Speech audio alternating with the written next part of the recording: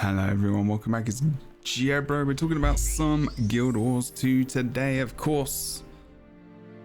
And we got an awesome couple of blog posts that I thought I'd just go over with you very quickly. We've got Skiffs and Fishing over here, talking about the, obviously, End of Dragons. So that's the future little trailer they had here as well, which we're going to play in a moment. But I'm looking forward to everything in the future. They did pop out a roadmap as well, which looks very awesome, giving us a full view of what's going on from now till like January time, which is pretty damn good, especially as we come to the end of summer and I guess they start to go back into the office in inverted commas, because obviously, you know, COVID is still a thing.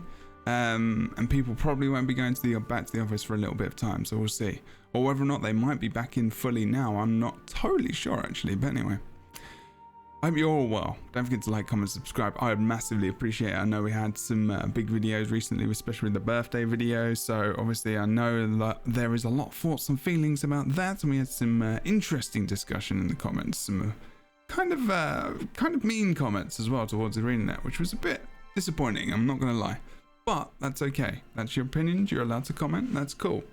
If you want to pre-purchase Guild Wars 2 Path of Fire, which is not the expansion, it's End of Dragons, do the End of Dragons one. You can also purchase Path of Fire and Heart of Thorns in the link description below. Check it out. We're going to have a look quickly at this cheeky little Skiffs and Fishing video in action. I'm actually not going to play the audio because I think one thing you've all asked me to do is maybe like react and talk about what I'm seeing a bit more, and you can see the actual trailer and hear everything as well in the trailer as it's kind of going through.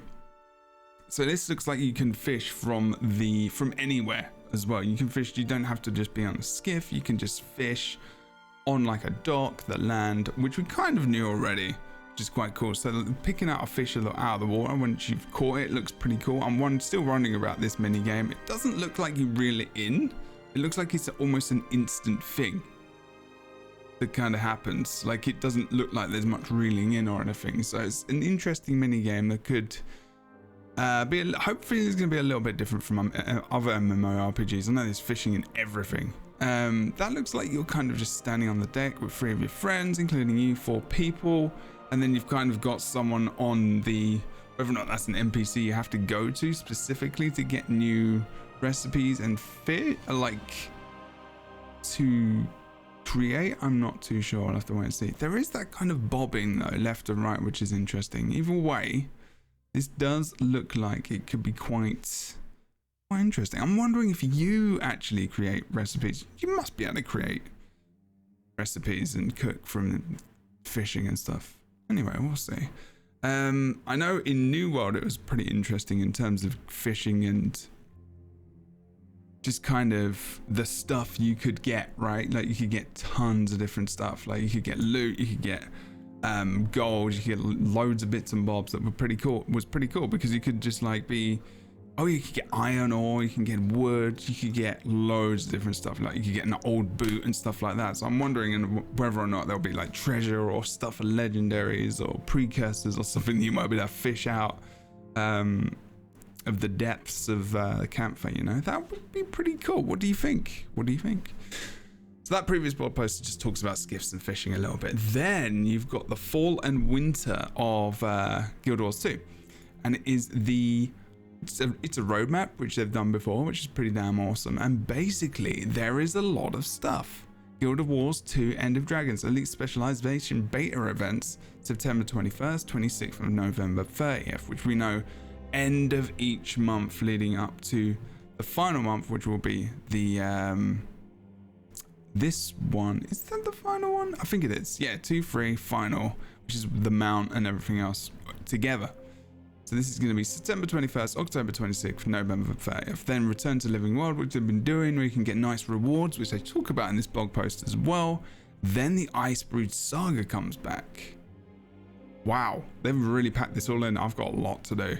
Festival of the Four Winds is in August, which is in a week. That comes back. That's normally a not bad little festival, to be fair.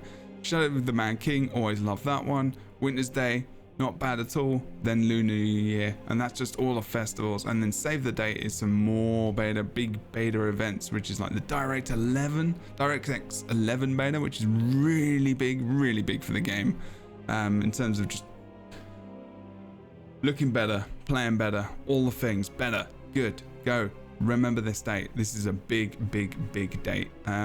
First World v World Alliances beta as well. This is going to coincide maybe with the DirectX beta, which would be pretty cool as well for like stability and everything else. And then we've got Extra Life 2021 stream, which hopefully I'm going to be a part of. We'll see whether or not I'm going to get to shave some heads. It depends whether or not COVID is still being a bit of a ball ache, which is to say, the least. Then having a look at the different events, I'm not going to just read through the entire thing because I don't think you want me to do that. You want me to give you that basic bits of news. So it's telling you the Elite Specialization beta events, but also the live streams. The 17th of September, they're going to have one just before that.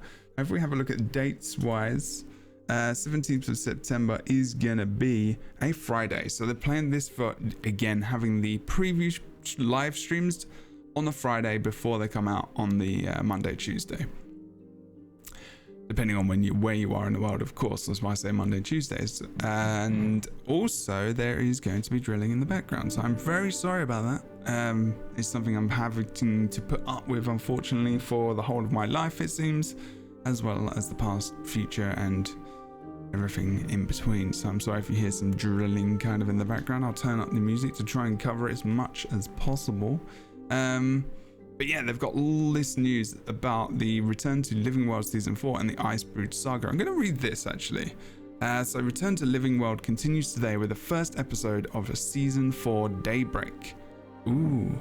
Log in every week through 28 September to unlock a free Living World 4 episode and catch up on the story and rewards. 3 episodes of the Ice Brood Saga will be in the spotlight weekly from 19th October through 30th November. Complete new achievements for each Living World episode to progress the Seasons of the Dragons meta achievement and prepare for Guild Wars 2 End of Dragons with fantastic rewards. Now these are really good rewards. Look, complete 4 meta achievements, Ascended Weapon Choice, really good for new players. Fragment of Prismatic Light, awesome. Complete 16 events, 32 slots inventory bag. A load of people are going to go for that. And then the Legendary Amulet and Returning Champion title. That is available in the not too distant future. Awesome. Fragment of Prismatic Light can be redeemed in Guild Wars 2 End of Dragons for a 3rd generation legendary precursor weapon. Depending on how you feel about that, of course, it is a precursor for free for doing all of these achievements. It's worth it. We'll give you more details about 3rd generation legendaries in the coming months, which we know about, which they're going to be very themed. A lot of people have talked about them being the Black Lion chest ticket item weapon things, but that's okay. You can have your choice. They're Aurine's weapons, Aurine themed. I just want to find out what my weapon is for engineer, so I can go and craft that, because I want the 1st and 2nd generation at the moment. World v World restructuring. Last month we confirmed the World v World restructuring feature, aka Alliances, is in active development. Yes, this is awesome. Today we're back to announce we're targeting 24th of September for a first week-long beta test of the system. We have a lot of work to do before then. On 31st of August, we'll be rolling out some substantial updates to our server infrastructure, specifically the servers that make World vs. World possible. This new server code is going to run silently in the background for a few weeks, allowing us to stress test the system with live player data. Ideally, you shouldn't notice anything different in your World v World play during this time. We know you're eager for the gritty details about World restructuring. We'll be posting a dedicated blog on the feature well in advance of the first beta event, which will include an up-to-date overview of the system and our plans for betas. And then they talk about DirectX. So starting on 21st, we'll be running a beta test for the DirectX 11 upgrade we discussed in July's studio update blog post. Keep an eye out for more information on the upgrade and what changes you can expect to see in the coming weeks. Awesome. Then they talk about the festivals and also bonus events. This is where you can get bonus XP and items and everything else, reward track progress. and there's the events in there as well. Those are all the dates. I don't need to tell you any more about that. And then we've got this little blurb at the end. We've also heard Tyrion's stylists buzzing with excitement about some fresh new trends. It won't be long until you're on your way to Campfire in Guild Wars 2 Ender Dragons. Look for opportunities to put your best face forward this winter. Not sure what this means. This winter. I wonder if they're giving us a free... Maybe they're bringing in new character creation options for Campfire before it comes out. And they're going to give everyone like a makeover kit for free. That could be a thing. That could be a thing. You know? And also don't forget, this is a big one here. Elite Specialization Beta 4, 30th of November. All Elite Specialization and Siege Turtle. Amazing. Don't forget, we talk about a lot of this in the Lightbringers podcast as well. So if you do want to come over and talk about that with us on a Friday, 12 p.m. Pacific, which is 7 p.m. GMT, or 8 p.m. BST, if that's the time for you over in the UK. Obviously, I give times for the UK because I'm from the Englandness of places.